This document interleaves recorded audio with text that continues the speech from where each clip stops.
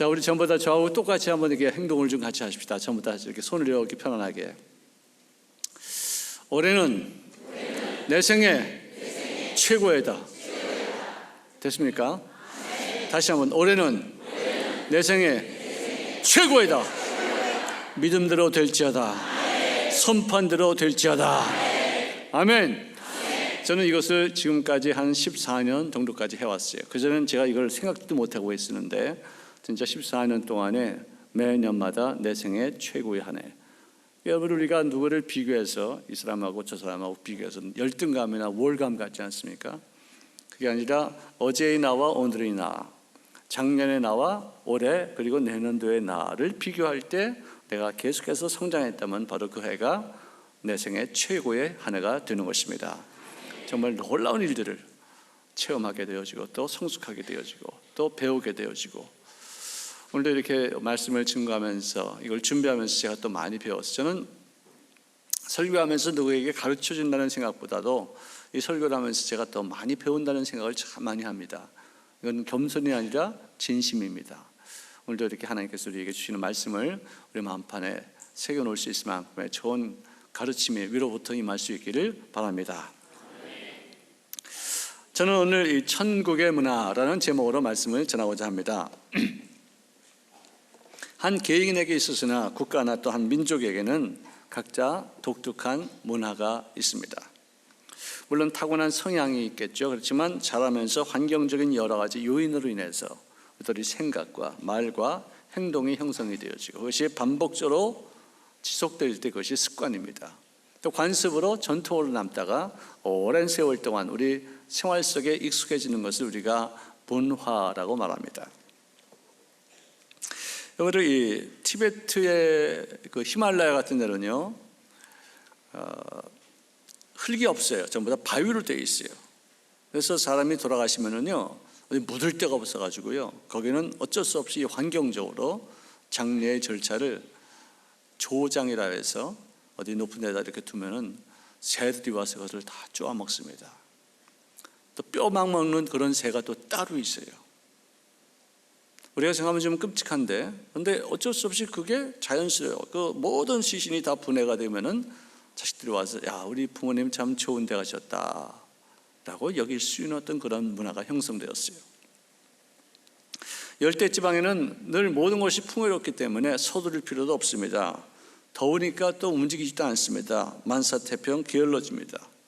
그래서 모든 인류 문명은 사계절이 뚜렷한 온대지방에서 생성되어지고 발전되어져 오늘 세계를 이루게 됐다. 그렇게 말씀할 수가 있을 것입니다. 한국의 문화는 참 여러 가지로 참 다양한 여러 가지 문화가 있는데요. 특별히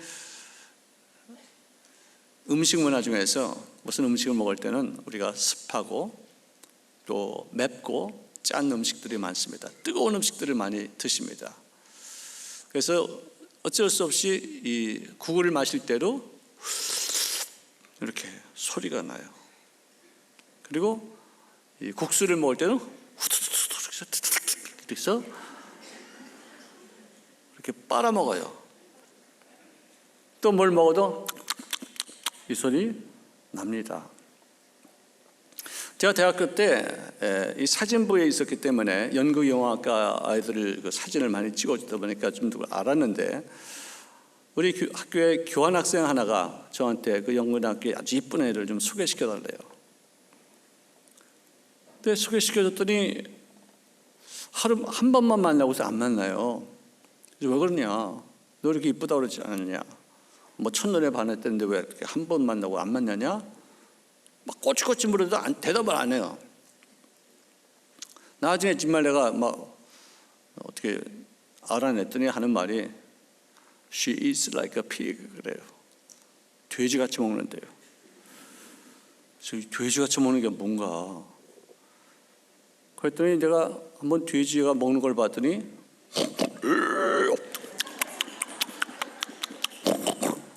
이렇게 먹더라고요. 소리가 난다 이거죠. 먹을 때 화딱지가 나더라고요. 그래서 내가 그랬어요. 야, 니네들은 왜 밥 먹다 말고 왜 갑자기 코를 양쪽으로 팡팡 푸냐, 더럽게. 그랬더니 깜짝 놀래요. 우리는 그거 잘 몰랐어. 그게 너희들한테 이렇게 결례가 될 줄 정말 몰랐는데 생각해보니까 이거 정말 안 좋은 거구나. 그렇게 생각을 해요. 정말 아주 걸쭉하게 풀어요. 밥 먹다 말고. 비유상하게. 근데 걔들 몰라요. 왜? 문화이니까. 우리도 이렇게 쩝쩝거리고 먹어도 당연히 그렇게 생각하는데 그 사람들한테는 아주 학을 띄어요. 학을 띄어요. 우리 한국의 음식은요, 비빔밥 문화입니다. 한국의 비빔밥이 이제는 세계적인 음식이 됐어요. 근데 이 바깥에서만 비비는 것이 아니라 안에서도 비벼요. 밥 먹고 김치 넣고 콩나물 넣고 여러 가지를 다 넣고서 한꺼번에 여기서 다 씹어가지고 그래가지고 조합적인 맛이 이렇게 느껴질 때까지 먹어요. 미국 사람들 김치 먹고 매우면은요 물 마십니다. 우리는 어떻게 해요? 밥 먹습니다. 섞어서. 걔들은 하나씩 따로따로 먹어요. 문화예요. 어쩔 수 없어요. 우리는 이건 뭐야? 그러면 몰라. 이건 뭐냐니까? 몰라. 몰라. 걔들 뭐라고 하세요? I have no idea about it. 이래요. shrug라는 단어를 써요. 만약에 내가 몰라 이러면 그렇잖아요. 어색하잖아요. 한국말로 몰라 이러면 안 되잖아요. 미국말로 I don't know 이러는 거 아니에요. 그렇죠? 문화예요. 한국은 또 묘자리를 굉장히 중시합니다. 양지바른 곳에 잘 쓰면은 후손들이 잘 된다. 성경에 어디 묘자리를 양지바른 곳에 쓴 자가 복이 있나니 저희가 땅을 기업으로 차지할 것이며 이런 말이 없잖아요. 그런데 굉장히 집착해요. 예수 믿으면서도 그래요. 서양에서 안 그래요. 일본에서도 안 그래요.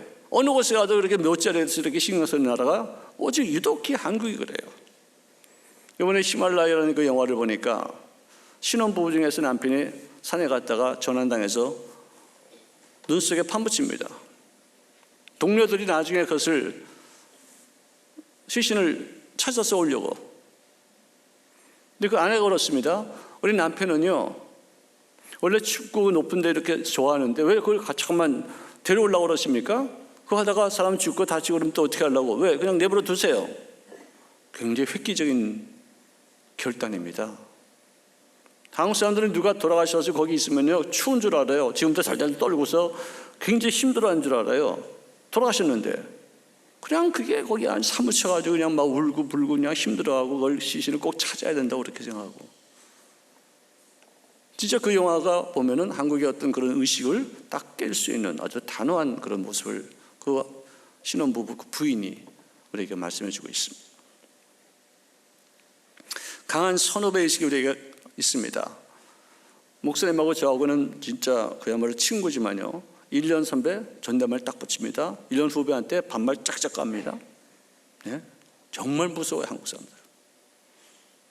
제가 자주 하는 말 중에서 하나가 어떤 아이가 목욕탕에 갔는데 스님이 목욕을 쫙 하고 계시더래요. 내 스님이 야 이리 와 임마 등 좀 밀어. 그렇게 등을 이렇게 밀다가 아저씨는 누구세요? 그러니까 나 중이야. 그랬더니 얘가 팍 있더래. 야 이 새끼야 너 중이야? 난 중3이야 자식아.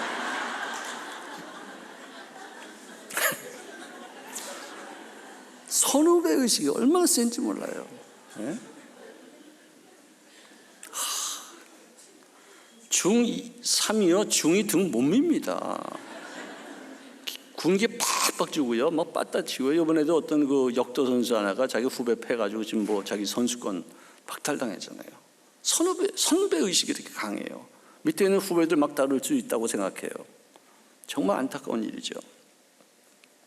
하지만 좋은 어떤 문화는 부모를 공경하고 노인들을 소중히 여기고 스승을 존중히 여기는 그런 좋은 아주 문화가 우리에게 있어요.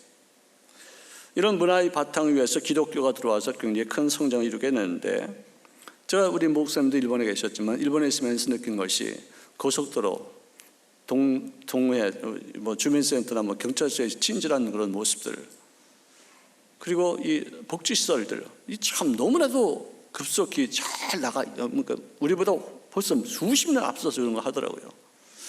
한국은 제가 어떻게나 저렇게 될 것인가.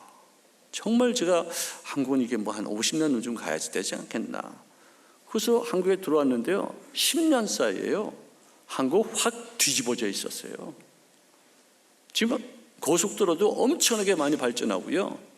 그리고 노약자들, 그리고 이제 돌아가시기 얼마 전에 요양원들, 복지시설들이 진짜 이거는 괄목할 만한 성장을 이루게 됐었어요. 한국 사람들 성깔 더럽게 급합니다. 뭐 하면은요, 빨리빨리 그냥 후닥닥 다 해버려요, 그냥. 정말 이렇게 빠르게 될 줄 몰랐었어요. 어떤 사람이 기도했다지 않았습니까? 하나님 저에게 인내심을 허락하여 주시옵소서. 당장 주시옵소서. 그냥 성격 더럽게 급해 이건 뭐? 뭐든지 당장에 당장. 그래서 이제는 남을 배려하는 그런 문화가 점점 발전하고 정착되었었어요. 그리고 엄청 친절해졌어요. 일본 사람들의 친절 정말 세계적입니다. 요즘은 한국 사람들의 친절 정말 빠른 속도로 어떻게 이렇게 빨리 될 수 있어요? 정말 놀랐어요. 심지어 요즘은 존댓말을 어떻게 많이 쓰는지 300원입니다 그렇게 아니고 300원 20입니다 그래요. 물건에다가도 존칭어를 붙여요. 그죠?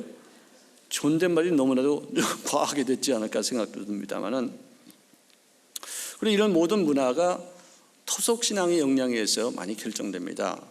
어떤 일이 있으면 그것이 그때 그렇게 되도록 운명 지어졌다라고 팔자론을 들고 있습니다. 피할 수 없어요. 운명이에요. 고난이 와도 그것은 운명이에요. 죗값이에요. 벗어날 길이 없어요. 이미 정해져 있어요. 용서받을 길도 없어요. 그런 생각지도 못하죠. 항상 많이 돌아다니면, 저 같은 경우 우리 목사님도 그렇지만 반이 다르잖아요. 우리 아이들이요, 대학 들어갈 때까지 학교를 19번 옮겼어요. 정말 미안하죠, 걔네들한테. 역마살입니다. 한국 사람들이 그렇게 하면 역마살이라고 그래요. 아주 못된 팔자라고 생각해요. 그렇게 생각하면은요, 우리 조용기 목사님도 역마살이고요, 예수님도 역마살입니다. 왜? 그분도 한 번도 어디 고정되게 정해진 적이 없이 밤낮 두루 다니면서 말씀을 전하시고 병을 고치시고 가르치기도 하시고 그랬었어요. 우리가 온 천하에 다니면서 만민에게 복음을 전파하기 위해서는 역마살이 들어야 되는데, 옛날적인 관념으로는 팔자 더러운 거예요. 근데 우리가 이것 때문에 얼마나 더 좋은 일들을 많이 만나요. 관점이 참 다르죠. 올해 삼재가 들어서 재수 없다느니 툭하면 점치고 굿하고 부적 갖다 붙이고 액담만 떠들고. 여러분들, 점은요 보는 게 아닙니다. 점은요 튀는 게 아닙니다. 점은 빼는 겁니다. 누가 그랬어요? 누가 대답했어요? 네, 그렇습니까? 이거 연사마 버전인데, 이거 제가 만든 말인데 여기 와서 내가 한번 했던 것 같습니다. 그리고 이 문화의 형성 중에서 가장 괄목할 만한 것은 뭐냐? 영적인 유인, 즉 다시 말해서 종교 배후에 있는 영적 존재의 성향이 우리에게 임한다는 거예요. 우리가 예수 믿고 나서 우리 마음이 온화해집니다. 정직해집니다. 깨끗해집니다. 왜? 그분의 성향 때문에. 말씀의 능력과 성령이 내 속에 인격체로 들어오셔서 나의 인격에 미치는 영향력이 있기 때문에 그게 다 바뀌어가는 거예요.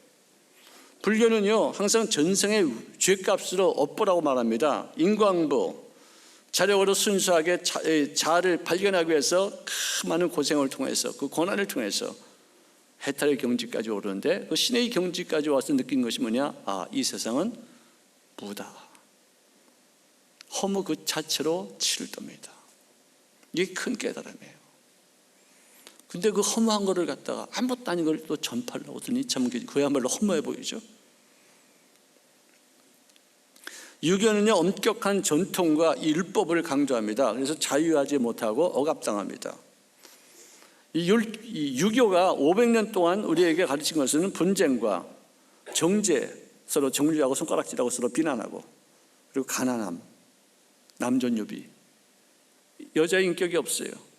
여자는 그야말로 하나의 베이비 머신, 애 낳는 기계의 노동력밖에 안 돼. 요즘은 여성들이 얼마나 센지요? 정말 저도 집에 들어갈 때 기어 들어갑니다. 정말 돈도 다 갖다 주고요. 뭐 좀 탈려면 사모님 그저 쓰시는 김에 한 장만 더 쓰시죠. 이러고서 내가 살아야 되니 이거 왜 파고당원 안 나가려면 내가 솔직히 그래야 되거든. 예? 파고당원은 나와 있는 사람들 다 조사해봤더니 젊어서 아내한테 잘못한 놈들이 다 거기에 나와 있대요.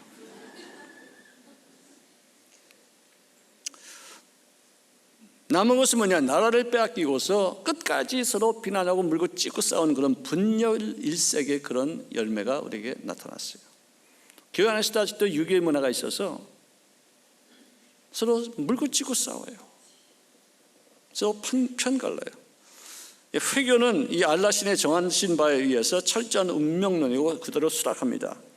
타종교에 대한 배타심이 강하고요, 아주 잔인한 보복이 있어요. 왜? 그 신의 성향, 고유 성향, 이 성품이 그렇기 때문에 믿는 사람들이 이렇게 닮아가는 거예요. 문화로까지 형성됩니다. 그래서 토인비라는 역사학자는 말하기를 바울이 타고 간 그 뱃속에 지금 현재 유럽의 모든 문화가 거기 실려 있었다고 말할 정도로 기독교가 서양 문화에 미친 영향력은 막강한 것이었어요. 우리가 이스라엘의 문화의 변천을 우리가 한번 살펴보자면은, 하나님께서 인간을 만드실 때 그의 형상대로 창조하시고 그에게 주신 것이 뭐냐? 정복자로서의 모습, 지배권을 주셨어요. 그래서 만물을 지배할 수 있었어요. 그런데 하나님께서 딱 한 가지 금하신 것이 뭐냐? 이것은 당신의 주권이다. 이것은 내가 포기할 수 없어. 내가 창조주고 네가 피조물인 거 이거 어떻게 내가 포기할 수 있겠니? 내가 하나님이고 너는 내 밑에 있어야 된다는 이거 하나만큼은 내가 절대로 양보할 수 없어. 그것만은 꼭 지켜줄래? 나머지는 네가 다 알아서 해. 네가 다 지배하고 이름 다 짓고 정복해, 다스려. 근데 이거 하나만큼 내가 양보할 수 없어. 내가 둘게. 그걸 건드려요. 하나님 그거 아셨어요. 건드릴 거 뻔히 아셨어요. 4,000년 이후에 당신이 인간의 몸으로 오셔서 십자가에서 못 박혀 죽음으로 그 인간을 다시 구원시키는 한이 있더라도 이거는 포기할 수 없는 하나의 주권이었어요. 이 선악관만큼은 건드리지 말라. 이것을 도전하고 난 다음에 죄책감 속에서, 두려움 속에서, 미움으로 서로 책임 전가하면서 분열하기 시작했었어요. 불안과 염려와 두려움이 생활 속에 아주 문화로 정착되어 있어요. 아예 그렇게 하고 있어요.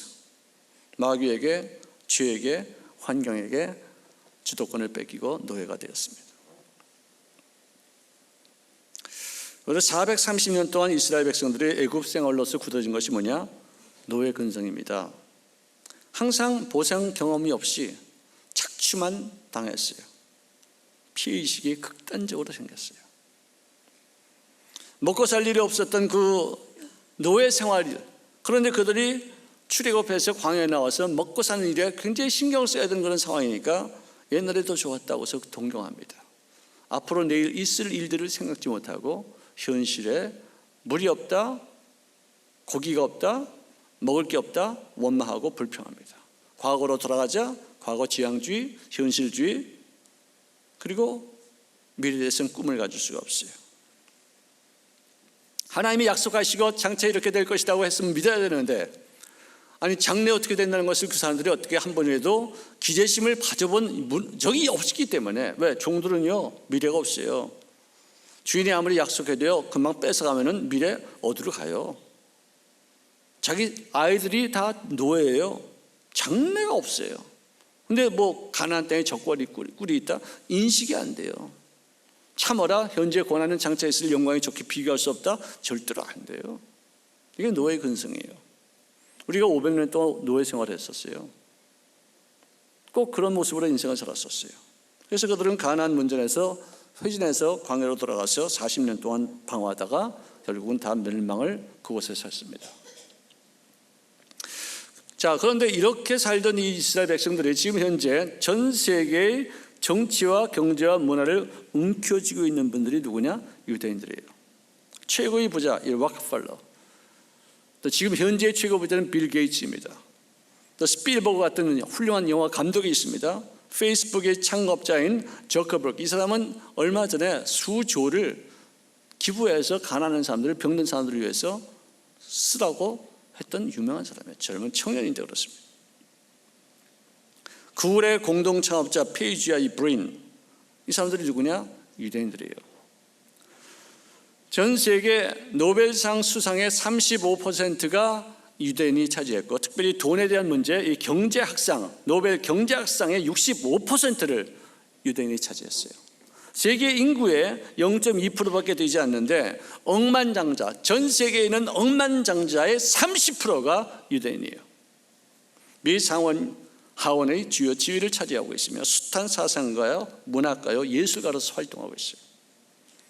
어떻게 이런 사람들이 만들어질 수가 있었겠는가?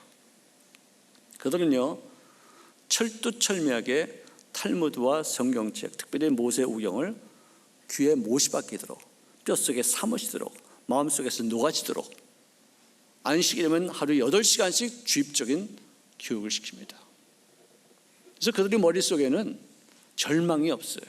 왜? 성경에는 모든 절망 이후에 하나님의 역사가 시작되어져서 기적이 나타나지 않습니까? 그렇습니다. 우리 다 아는 건 우리 한번 복습합시다. 거기 여리고성이 거기 왜 있었어요? 네, 그렇습니다. 홍해 바다가 거기 왜 있었어요? 네. 바디메오가 왜 장님으로 살았었어요? 그렇죠? 그럼 골리앗이 거기 왜 있었다고요? 네. 죽으려고 환장했잖아요, 그죠? 그죠? 나사로가 왜 죽었어요? 여러분들, 모든 문제가 인간의 어떤 그 영향권에서만 있으면 그것은 하나의 팔자의 운명입니다. 이제는 끝장입니다. 그런데 그것이 하나님의 손에 딱 잡히는 그 순간 모든 문제가 기적으로 바뀌어요. 그것이 백케이스예요. 절대로 절망하지 않습니다. 어떻게 어떤 다른 방법이 있을까? 하나님께서 문을 여시면 닫을 자가 없을 것이다. 항상 이런 마음으로 딱 하지 주저앉지 않습니다. 이거는 굉장한 것이죠.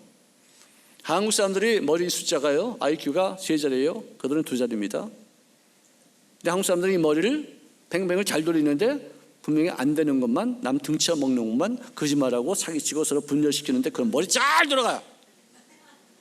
그러니까 세계 최강의 민족이 되지 못했었어요. 이스라엘 백성들은 숱한 시련을 엄청나게 많이 받았습니다. 징계도, 하나님 앞에 심판도, 또 2000년 동안 나라 잃고서 방랑의 역사도 있었고, 또 그 사이에 나치에 의해서 600만이 학살당하는 인류 역사에 정말 없었던 일들을 그들이 당했었어요. 그런데 그들이 하나님의 약속을 철두철미하게 믿고서 이 땅은 우리 땅이다, 아브라함에게 주신 땅이다 싶어서 팔레스타인 사람들 다 내쫓아버리고 2000년 만에 새롭게 나라를 그곳에 재건축했던 민족이에요. 근거가 없어요. 법적으로 국제법상 아니에요. 하나님이 우리에게 주신 땅인데 니를 왜 여기 있어? 나가! 우리가 차지해야 돼요. 이렇게 한 거예요. 그래서 지금도 싸워. 지금도 그들은 이해가 안 되죠. 근데 그들은 하나님이 하셨다는데 누가 까불어? 지금 지키고 있는 거예요. 아무리 힘들어 좌절하지 않고 아무리 잘못된 일도 어떻게든지 이 상황을 가장 바람직한 방향으로 이끄는 긍정적이고 적극적인 문화가 그들의 속에 있어요. 우리는 잘 되는 것도 망칩니다. 근데 이 사람들은 잘못되는 것을 다 수습해요. 경쟁심 되게 좋아합니다. 서로 절대로 협력하지 않고 경쟁합니다. 그런데 같이 살아요. 누구 하나 죽이고 경쟁하는 것이 아니라 윈윈, 누이 좋고 매부 좋고 같이 살자. 이게 딱 백케이스예요. 함께 부를 얻고서 나눌 수 있는 방법을 모색합니다. 왜? 4000년 동안 이루어진 그 역사를 끊임없이 연마하고 끊임없이 습득하고 끊임없이 나의 생활 속에 적용해서 독특한 사고력을 갖게 되었었어요. 한국 사람들은요, 기독교 문화가 들어온 지 한 130년밖에 안 돼요. 그런데 이렇게 괄목할 만한 이런 성장은요, 세계 역사에 없어요. 혹시 한국 같은 나라가 있으면 한번 얘기해 보세요. 얘기해 보세요. 없어요. 대단한 나라입니다. 그래서 대한민국을 누가 그래요? 대단한 민국이라고.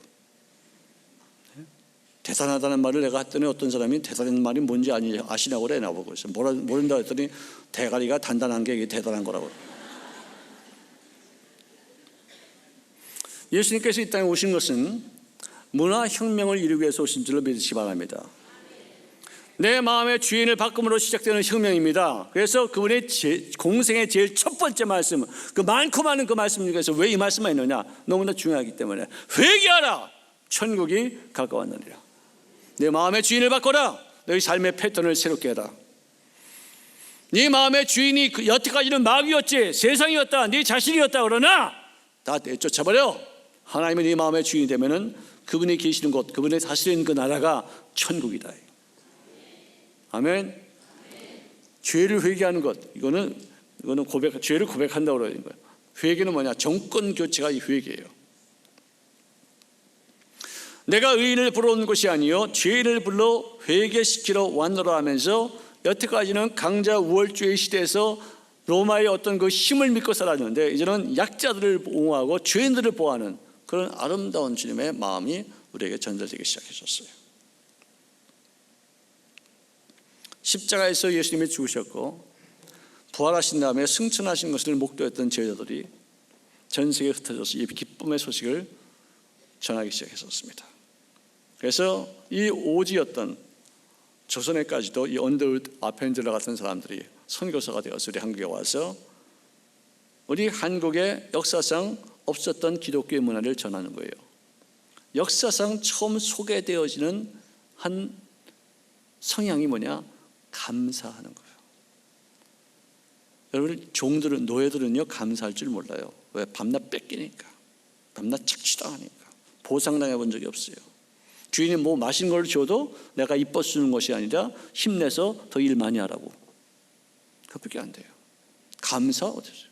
우리 한국 사람들이 감사 시작한 지 얼마 돼요? 얼마 안 됩니다. 따지고 보세요. 사극에서 전하 성은이 만극하오나 뭐 이런 말은 하죠. 그렇죠? 하지만 보통 사람들 사이에서 감사하다는 말 난 별로 못 봐요. 밤낮 이 역사 저 드라마를 보면은 내 연연 발칙한 것 같아요. 요망한 것 같아요. 밤낮 이런 얘기만 하지. 감사합니다, 고맙습니다. 그러니까 우리 어머니가 우리 아버지한테 고맙습니다라고 말하는 거, 그래서 여러분들 어떨지 모르지만 저희 세대는 없었어요. 우리 아버지가 우리 엄마한테 고맙다는 말을 해요? 택도 없어요. 그랬어요, 안 그랬어요? 솔직히 말해봐요. 나도 우리 어머니 우리 아버지한테 무슨 고마운 마음이 있을지 몰라도 말로 표현하지 않았어요. 왜? 속으로만 있으면 된다고 생각했었어요. 근데 제가 고등학교 2학년 때 전화 잘못 걸어서 미국 사람 하나 알게 됐는데 그 사람 집에 처음 갔어요. 사전 내가 3개를 갖고 왔어요. 한영사전, 영한사전 가지고 왔어요. 근데 내가 무슨 말을 하니까 내가 못 알아듣잖아요, 그 사람들이. 그 사람 말도 내가 물론 못 알아듣지만 내 말도 못 알아듣더라고요. 근데 내가 이상한 말을 하면은 그분이 뭐라고 하냐면 pardon? 그래, pardon? pardon? 이게 뭐냐 이게? 이게 뭐지? 원래 pardon, I beg your pardon, 다시 한번 말해줄래요? 실례합니다. 이런 뜻이에요. 이걸 갖다 줄여서 pardon 하는데 이걸 pardon 해보니까 pardon 하는 걸 빨리 하니까 못 알아듣겠어요. 이제 이게 무슨 말이냐 이게? 어? 왜 이걸 pardon 왜 이러냐? 내가 이렇게 억지로 겨우 해가지고 통했더니 나보고 사전을 달래. 네가 갖고 온 사전을 달래. 내가 청해서 내가 물어본 거예요. 이 사람 나를 위해서 수고하는 거예요. 내가 사전을 줬더니 딱 받으면서 thank you 해요. 내가 평생 잊지 못해요. 이 사람 어떻게 왜 나를 위해서 하는데 내가 사전 하나 줬다고 해서 그걸 받고서 thank you라고 하느냐? 이상한 거예요, 내가요.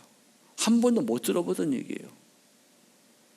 이 사람들이 나중에 알고 보니까 기독교 문화를 갖고 있는 서양에서 온 거예요. 이 사람들은 항상 좋아도 thank you, 싫어도 no thank you예요.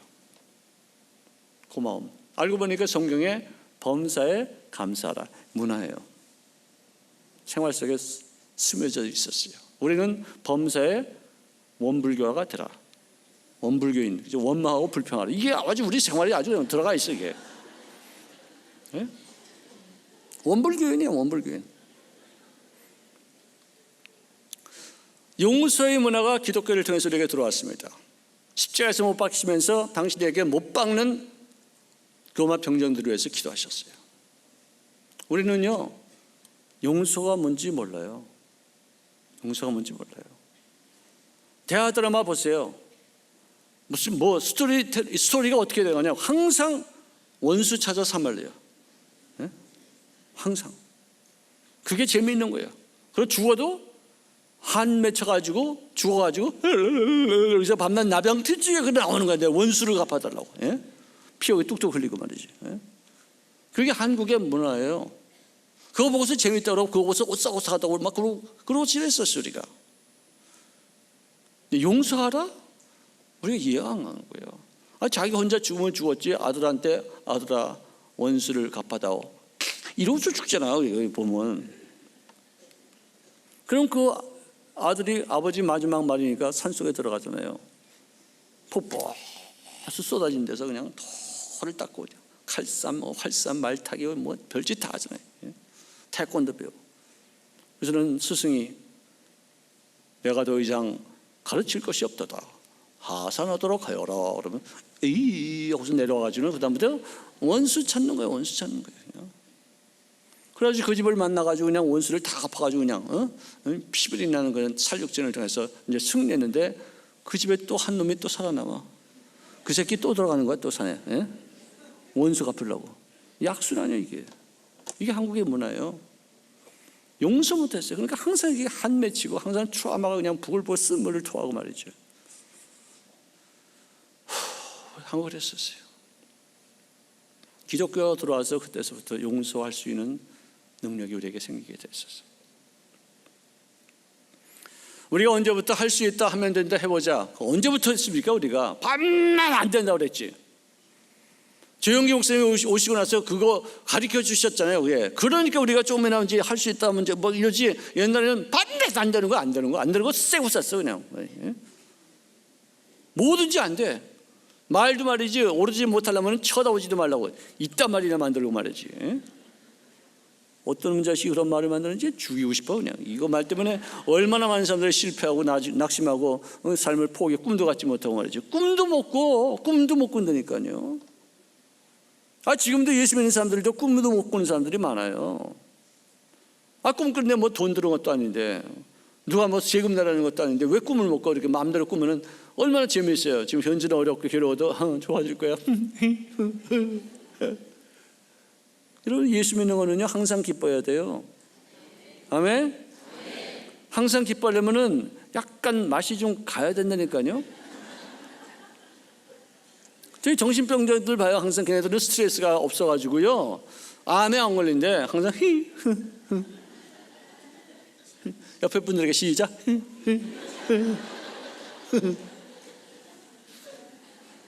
여기서 뭐 12초 동안 막 웃는다면서요. 나 아까 막 밥 먹으면서 들었어요. 이 또라이들이지 이게 제정신이에요 이게.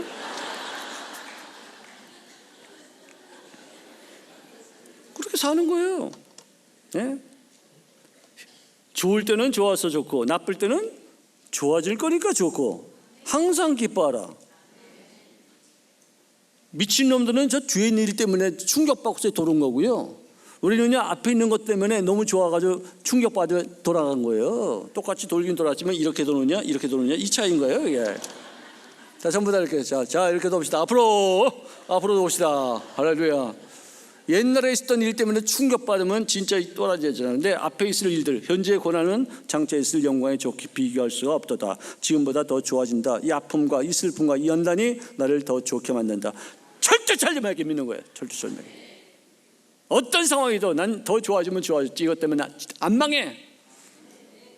성경 어디 우리 보고서 망하라는 게 어디 있어요? 그런 게 어디 있어요? 그 욥도 그 엄청난 그런 시는 중에서도 순금같이 내가 깨끗하게 나올 것이다.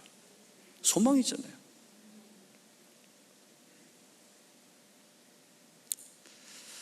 믿음의 문화 이런 것 때문에 세계 인류 역사상 초유의 급변하고 발전해서 한국의 민주화와 세계 경제화, 세계 10위권 이런 나라에 있으면 나와봐. 역사상 한국밖에 없어요. 앞으로도 없을 거예요 아마. 일본은요 2차 대전 항공모함 만들었던 나라예요. 한국은요 그때 초토화돼서 거기다 또 6.25까지 와가지고 완전히 잿더미가 됐었어요. 그런 데서 이런 나라 이렇게 빨리 성장한 나라 물론 급성장하다 보니까 어떤 폐단도 있지만 그것도 또 다 이렇게 수습되더라고. 그러니까 굉장히 빠른 속도로. 황수관 박사님 같은, 김차옥 교수 같은 나와가지고 그냥 사람들의 정신 상태를 다 수습하고 다 고쳐나가고 새롭게 만들고, 진짜 대단한 나라예요.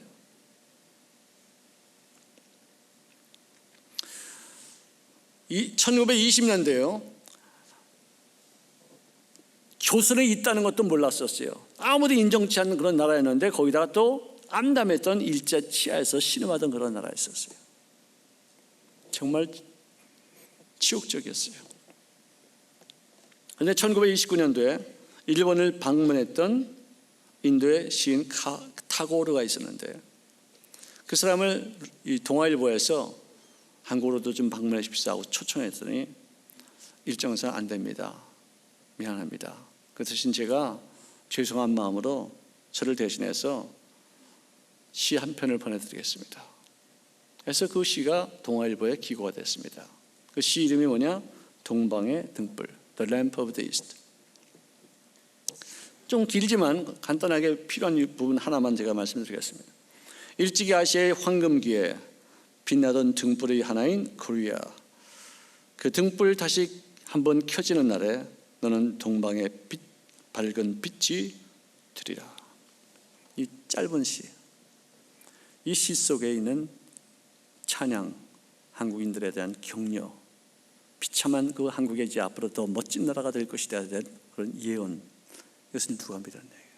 이 시는요, 전 세계적으로 알려진 시가 아니에요. 유독이 한국 사람들이 그 절망 속에서 지푸라기도 하나 집겠다는 그런 마음으로 이 시를 철뚝같이 믿었어요. 저희들 어렸을 때요, 학교에서 선생님들이 이거 많이 가르쳐줬어요. 무슨 내용인지도 몰랐었어요. 어떻게 되는지도 몰랐었어요. 근데 이 시가 예언자로 우리에게 전해졌는데 그 암담했던 그 민족이 이 시를 이루기 위해서 지금 피땀 흘린 어린 노력을 하다가 결국 이 시를 완성시키고 성취시키고 하나님의 영광스러운 나라로 성장한 줄로 믿으시길 바랍니다. Power of the faith, 믿음의 능력이에요. 꿈의 권세예요. 여러분, 이런 짧은 시 하나 갖고서 한국이 여기에 초점을 맞춰서 현실을 바라보지 않고 암담했던 그때 당시 그 아픔을 뒤로 한 채 끊임없이 전진하고 내일 향해서 나갔던 거예요.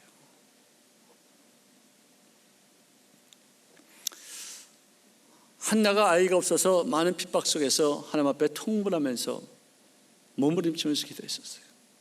그래서 엘리 제사장이 얼마나 아둔하고 영적으로 밝지 못한지, 아니 술 취하고서 와가지고 이렇게 막 난동부린 그런 여자로 취급했어요. 그러니까 한나가 너무 억울해가지고 내가 그런 게 아니라 내가 아이를 낳지 못해서 이렇게 지금 괴로운 가운데 하나님 앞에 부르시는데 저를 딴 사람으로 취급하지 마시옵소서 했더니 엘리 제사장이 평안히 가라, 이스라엘이 하나님이 네가 기도하여 구한 것을 허락하시기를 원하노라. 엘리는요, 그때 당시에 아주 타락한 제사장이었어요. 형편없는, 영성도 없었어요. 자기 자식들 다 망가졌었어요. 근데 그런 사람이 한 말을 이 한나가 믿고 돌아가서 더 이상 얼굴에 근심빛이 없이 밥 먹고 또 남편과 침상을 같이 해서 1년쯤에 사무엘의 같은 그냥 그 나라의 가장 위대한 선지자를 탄생시켰다는 거예요. 누가 말한 게 중요한 것이 아닙니다. 받아들이는 내가 중요한 거예요. 예수님이 그 성령 충만해서 말씀했는데도 받아들이지 않았던 사두개인들, 이 바리새인들, 이 서기관들 다 엄청나게 시련당했었어요. 어린아이가 한 말도 받아들이는 인생들, 이런 타락한 제사장이지만 이 사람에게 얼마나 갈급했으면 그 사람이 누군지 그거 상관치 않습니다. 무슨 말인지 상관치 않습니다. 나의 기도에 응답할 것이라고 믿고서 아멘 하고서 받아들였어요. 받아들이는 삶을 사세요. 우리 한국이 타고의 그 시를 받아들였어요. 너무나도 위대한 일들을 감당할 수 있었습니다. 여러분들, 오늘 성경 말씀의 본문 말씀의 내용은 구약에는 부정한 음식과 정한 음식으로 나누어서 정한 음식만 먹게끔 만들었었습니다. 그랬는데 신약에 대해서는 거룩하게 만들어, 기도와 말씀으로 거룩하게 하면 다 먹을 수 있다 해서 아무나 다 먹을 수 있게끔 만들었어요. 그런데 예수 믿은 사람들 가운데서도 아직도 유대의 그 율법에 매어서 이렇게 하지 말라, 이렇게 하면 안 된다, 이건 법에 어긋난 것이다 하고서 서로 비난하고 물고 찢는 그런 상황이 됐었어요. 그랬을 때 사도 바울이 한 말씀 뭐냐? 그리스도께서 대신하여 죽으신 형제를 내 음식으로 망하게 하지 말라. 하나님의 나라는 먹는 것과 마시는 것이 아니요 오직 성령 안에 있는 의와 평강과 희락이니라. 할렐루야. 오늘 이 본 말씀의 뜻이 이거예요. 하나님의 나라의 문화가 뭐냐? 의와 평강과 희락이라는 거예요. 의는 무슨 말이냐? 죄를 짓지 않은 상태예요. 죄를 미워하고 죄를 심판할 수 있는 그런 권세가 의예요. 공의예요. 그렇지만 여기에 해당할 수 있는 사람들이 어디 있겠어요? 다 죄 짓죠. 다 불의하죠. 그렇지만 예수님의 십자가에서 흘리신 그 피 때문에 내가 주님 앞에 나와서 그 피를 의지해서 죄를 고백할 때만 나를 씻어주시고 깨끗하게 만들어 주셔서 하나님을 아바 아버지라고 부를 수 있는 특권을 주시사 하나님과의 막힌 다음에 허물어지고 하나님과 이제는 원수의 상태에서 화목된 진짜 자녀와 아버지와의 관계로 바뀌어지는 것이에요. 이것을 우리가 칭의라고 해요. 칭의. 아직은 완전히 의롭지 않아요. 천국 가서 이루어질 사람이에요. 그 의로움이. 그렇지만 이 땅에 사는 동안에 죄를 지었지만 지은 것을 주님 앞에 고백할 때마다 용서받아서 또다시 씻어짐 받고 또다시 의롭게 되어지기 때문에 지금 완전하지 않은 의인이지만 완전하다고 여겨주는 칭의를 우리가 받은 사람들이에요. 이것도 인정해 줘야 돼요. 누가 죄를 빌면은요 받아줘야 돼. 뭐 진정성이 있느냐 없느냐 아니에요. 하나님 앞에 죄를 짓고서 주님 앞에 고하고 사람들 앞에 사과하면 끝내줘야죠.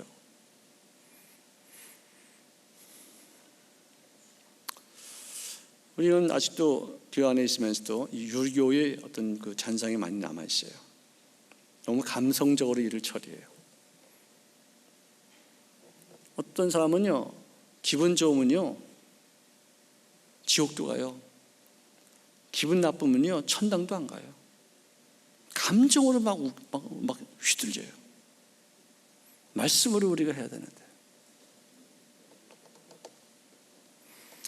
자, 하나님과 더불어 화목해서 얻어진 그런 양심의 평정, 그 다음에 그 평화. 저는 예수 믿고 났어요. 하나님 앞에 기도해서 하나님 내가 이렇게 믿었을 때 이게 순간이 되지 않고 내 생에 끝까지 지속되는 기쁨과 평화가 되기를 원합니다. 정말 제가 기도했어요. 오늘도 제가 목사님 화장실에서 이렇게 물을 탁 트는데 물이 확 나오니까 팍 쏟아지고서 딱 보니까 요만큼밖에 안 남았어요. 제가 성령 받고 났어요. 화장실 와서 물 틀어보니까 그렇게 되더라고요. 지금 성령이 막 쏟아지고 막 방언하고 막 표적이 나타나고 병든 자 고치고 막 그러니까 야 굉장한 거다 싶었는데 사실 보면 밑바닥에 이렇게 조금 남아있는 거예요. 넘치긴 했어도. 그래서 제가 그때 기도했어요. 하나님 저요 이렇게 확 넘치지 않고요 꽉 차서 조금씩 넘치더라도 채워지게 해주시옵소서. 그래서 제가 기도했어요. 금식했어요. 내가 어떻게든 그런 생각을 했는지 지금 생각해도 좀 기특해요. 성령 받은 지 얼마 안 되고 나요. 젊은 나이에. 벌써 거의 40년 전 일일 때. 유지하는 것 중요해요. 순간적으로 하고서 끝나는 게 아니라 우리가 매일 올해는 내 생애 최고의 해다고 말하고 나서 그것을 매년 해야지 한 해만 하면 반짝하고서 최고가 됐다가 또 곤두박질 쳐요. 계속 채워줘야죠. 계속 발전해야죠. 물론 고비는 있죠. 이렇게 올라갔다 내렸다 하는데 계속 이렇게 하면서도 올라가야죠.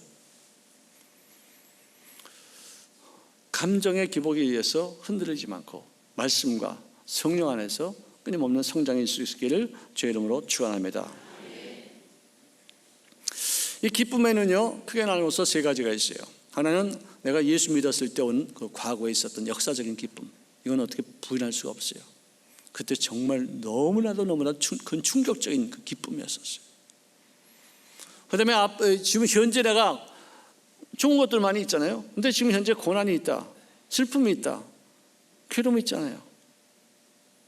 사람들은요 과거에 있었던 상처를 마음속에 간직한 채 뭐의 노예가 되느냐, 사상적인 노예가 되느냐. 나는 상처는 내 속에서 끊임없이 지금 쓴물을 토해야지만 된다. 왜? 트라우마가 있죠. 트라우마.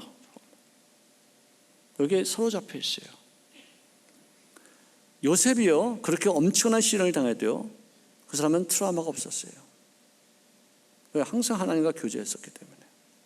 얼마든지 치료할 수 있는데, 얼마든지 내가 더 나을 수 있는데, 트라우마라는 것에 사로잡혀서 나는 쓴물을 토해야 돼. 나는 옛날의 과거를 생각할 때마다 내가 이해가 안 되도록 미워. 그걸 당연히 여기고 합리화시켜요. 여기를 마음의 상처가 치료되지 않은 상태에서 옛날 아픔을 생각하면 쓴물이 나와요. 치료된 상태에서 옛날 아픔을 생각하면 눈물이 나와요. 요셉은 형들을 바라보면서 울었어요. 아프지 않은 건 아니었었어요. 썼어요. 괴로웠었어요. 정말 힘들었었어요. 그렇지만 이제는 원수가 없는 게 아니라 참 불쌍하다. 나도 참 잘 견뎠구나. 하나님 은혜에 감사하다. 눈물이 쏟아지는 거예요. 저는 이 헤어짐의 아픔이 뭔지 알아요. 너무 뼈저리게 느꼈어요. 말라니 사프카라는 사람이 불렀던 그 saddest thing, the saddest thing under the sun above is to say goodbye to the one you love. 이 세상, 이 해 아래서 가장 큰 슬픔이 있다면은 그것은 사랑하는 사람과의 헤어짐이다. 진짜 뼈 깊게 내가 체험해봤어요. 지금도 생각하면 아플 때가 있어요. 텔레비에서 드라마에서 누가 헤어지는 장면, 지금도 눈물이 줄줄 흘러요. 애들이 텔레비에 같이 보고 있다가 아빠 또 온다, 오빠 또 온다. 하여간 그런 장면만 나오면 다 쳐다봐. 여지없이 눈물을 여지없이. 내 마음이 치료가 안 된 게 아니라 치료가 됐기 때문에 눈물이 나오는 것이지, 치료가 안 됐다면 화가 나고 분을 품고 쓴물을 더 흘렸을 것 같아요. 자, 고난 중에도 장차 있을 영광을 미리 볼 수 있는 예언적인 기쁨. 예수님이 친히 말씀하시기를 아브라함이 나의 때, 즉 그분이 살던 2000년 후에 있을 예수님의 때를 그가 보고서 기뻐했대요. 예? 기뻐했대요. 예언적인 기쁨이에요. 하늘에 있는 별들 중에서 메시아의 별이 있는데 그 별이 앞으로 세상을 구원하시는 메시아가 자기 계별을 통해서 나타난다는 사실을 그가 2000년 전에 보고 기뻐했다 이거예요. 예수님도 십자가를 눈앞에 두고서 절대로 기뻐할 수 없는 상황이죠. 살려달라고 몸부림치고서 애걸을 목걸하면서 생명을 구걸했었어요. 이전을 지나가게 해달라고, 살고 싶다고. 왜 내가 이렇게 젊은 나이에 내가 여기서 죽으러 왔지만 너무나도 죽는다는 게 무섭다는 것을 그거 알았었어요. 예수님도요, 죽음 앞에서 이렇게 달달 떨었어요. 누구 돌아가실 때 막 힘들어하는 거예요. 그거 이해하셔야 돼요. 죽음이 이렇게 무서운 거예요. 천국 깔고 뻔히 알고도 싫어요. 환상 중에 예수님이 나타나기 전에는 정말 죽음에 대해서 두려움이 있어요. 그런데 그분이 그 기도를 마치고 나서 제자들에게 하신 말씀이 내가 너희에게 이 말을 이루면 내 말이 너희 안에 있어 너희 기쁨을 충만하게 하려 함이니라. 내 기쁨이 너희 안에 있어요. 이게 무슨 기쁨이에요 갑자기? 2000년 후에 여러분들이 이 교회에서 예수 믿는 것, 이렇게 구원받은 모습 그분이 보셨어요. 시공간을 초월하신 분이니까요. 김용진 목사가 세상에서 유리방랑하다가 목사가 되는 거 보시고서 야, 내가 죽음이 십자가에서 못 박힘이 헛되지 않구나. 야, 이건 좋은 즐거운 일이다. 즐거워하셨어요. 예언적인 기쁨, 미리 보는 기쁨, 4차원의 기쁨. 이것이 천국의 속성이에요. 성령 안에서 의와 평강과 기쁨이다. 이것이 문화로 장착될 수 있기를 바랍니다. 우리 실생활 속에서 이것이 나도 모르게 툭툭 나올 수 있는 어떤 그런 삶이 되어야지 이게 예수 믿는 사람이에요.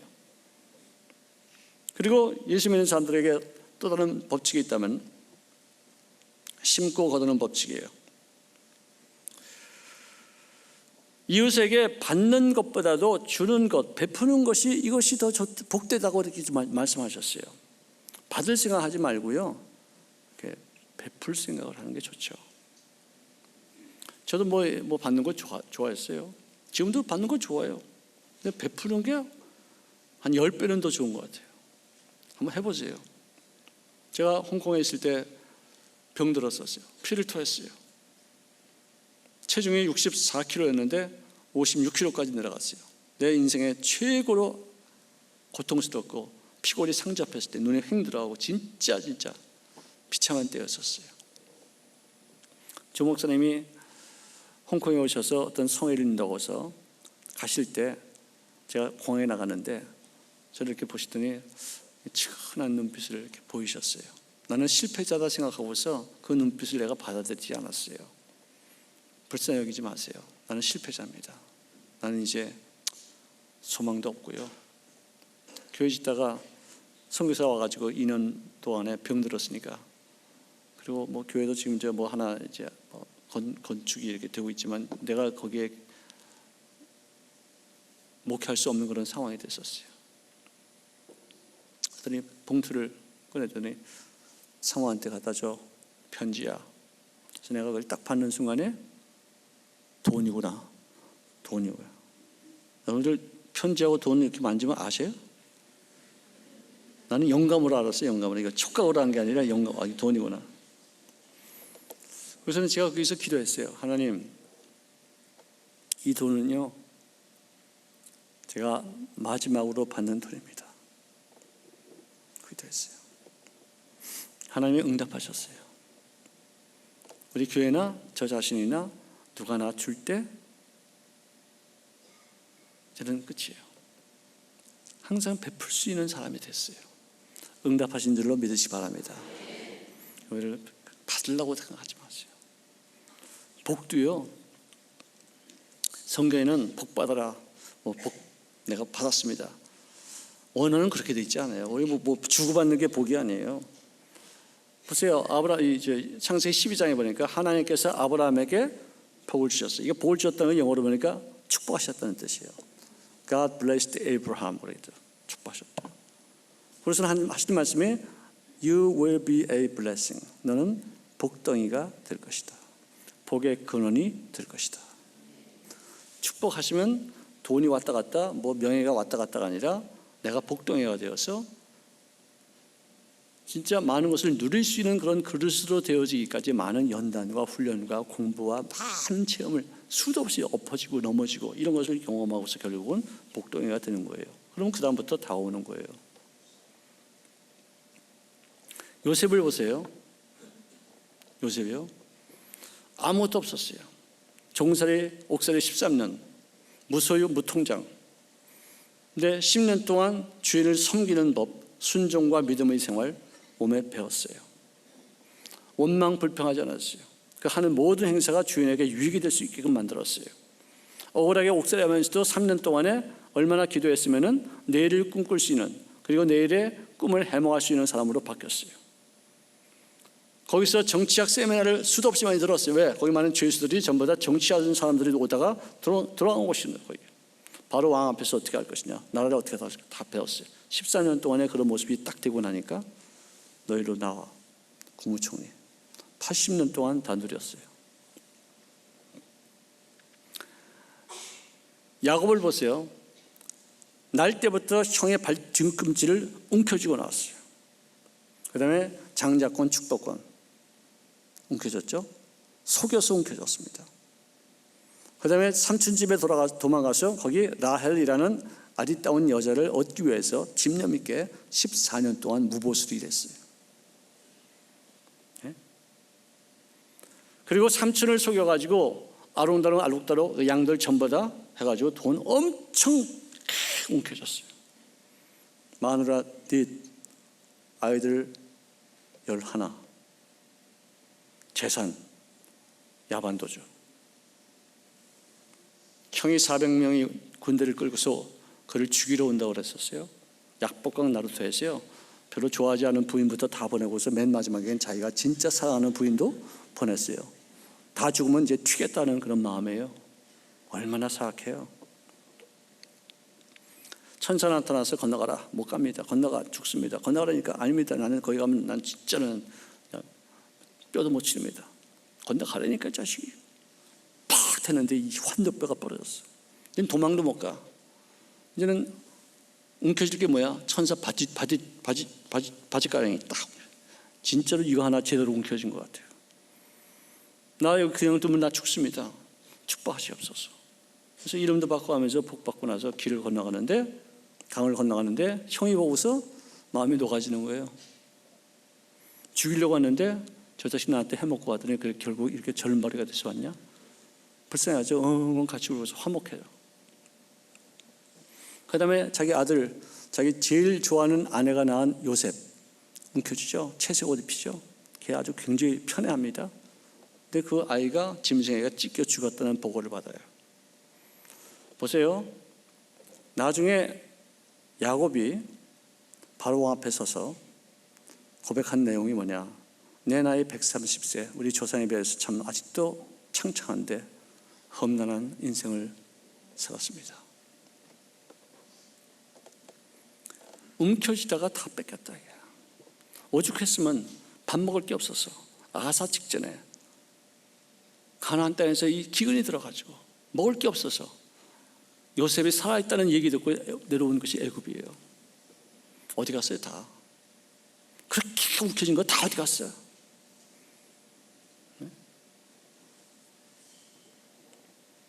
됨됨이가 중요하죠. 소유가 중요한 게 아니에요. 내가 갖추면 다 오는데 갖추지도 않은 상태에 달라고만 하고 정말 쫓아가만 가고만 주시옵소서 그냥 막 다 날라가 나중에 없어요. 우리가 예수 믿는 사람들이요 밤낮 달라고 그래요. 밤낮 달라고 그래요. 보세요. 새해가 되면은요 일본 사람들 그러죠. 목사님도 잘 아시죠. 뭐 신나나 껴마실 때 오메데토 고자이마스 이럽니다. 새로운 해가 왔으니까 이제 축하합니다. 그런 뜻이에요. 미국 사람들은 해피 뉴 이어. 또 중국 사람들은 공시 파차이. 돈 많이 벌라 이거 뜻이에요. 한국 사람들은 새해 복 많이 받으세요. 받으래 뭘 복이 뭐 이게 뭐 덩어리 같은 게 이렇게 오는가 봐. 성경은 그렇게 안 해요. 네가 복덩이가 되라요. 아멘도 안 하는 거 봐라. 네가 복덩이가 되는 게 중요하시지 복 받는 건 뭐 하냐. 무슨 소용이 있어. 보세요. 여러분들 준비되지 않고서 복권 당첨돼봐요. 그 사람 좋은 거 같죠? 나중에 다 망가져요. 3년 이래로 옛날보다 더 아주 형편없는 사람이 돼요. 통계 98%가. 그러니까 복권 당첨되면 어떻게 하라고요? 네?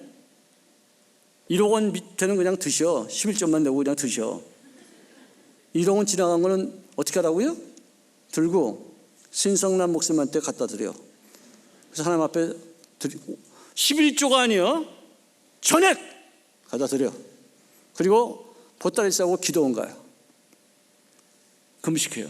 하나님 제가 무슨 일을 잘못했기에 이렇게 큰 돈 갖고서 망할 꼴을 보십니다. 이거 굉장히 중대한 문제예요. 복권 당첨됐다고 좋아하지 마세요. 하나님이 심판하시는 방법 중에 뭐냐? 자격이 안 되는 사람에게 갑자기 큰 재물이나 위치를 줘요. 그거 감당하지 못해가지고 자살해 죽는 사람도 있어요. 정신병 걸려요. 그게 진짜 심판이에요. 좋아하지 마세요. 내 그릇을 갖추는 것이 중요하죠. 여러분들 2%가 왜 괜찮으냐? 그 돈 대부분 다 희생합니다. 불우한 이웃들을 줍니다. 고아원에 보내고 양로원에 보내고 사회사고 합니다. 그런 사람들만 남아요. 나머지 지가 먹겠다 차 사고 막 이런 놈들 다 잘못돼요.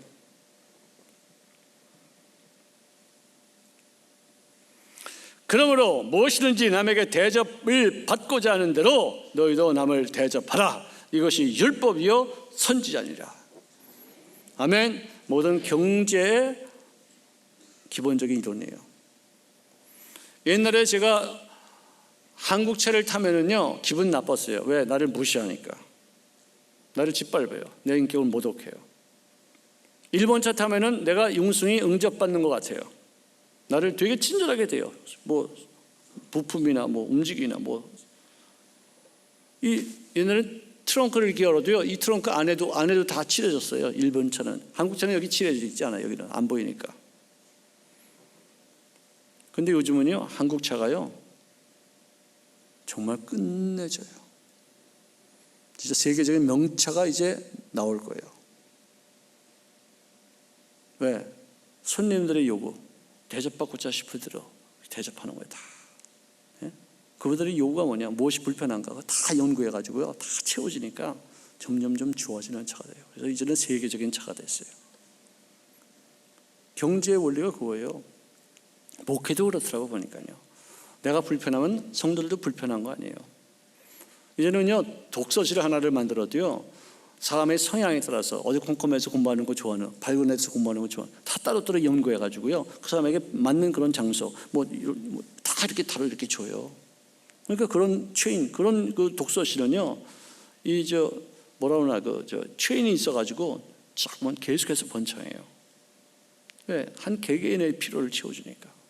그냥 무조건 때려봐자 거기서 공부 이게 아니라 그 사람의 성향에 맞춰서 위치를 다 연구해가지고 거기에 맞는 그런 어떤 장소에 앉아서 공부하기. 그때가 그 사람한테 제일 공부가 잘 되는 때니까. 정말 머리들 많이 쓰잖아요. 대접받고자 하는 대로 대접하니까. 이것이 법도요. 이것이 예언이에요. 성경이 말하는 게 그거예요. 그래서 이것을 갖다 우리가 골든 룰, 이 황금률이라고 그러지 않습니까? 다이아몬드 룰 같은 내가 보기에는요.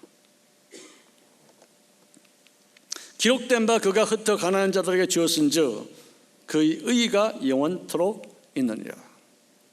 의가 아까는 내가 두 가지만 얘기했죠. 나머지 한 의는 뭐냐? 남들에게 나눠주는 것. 그래서 주님께서 기뻐하셔요. 베푸는 것. 시간이 너무 빨리 갔네요.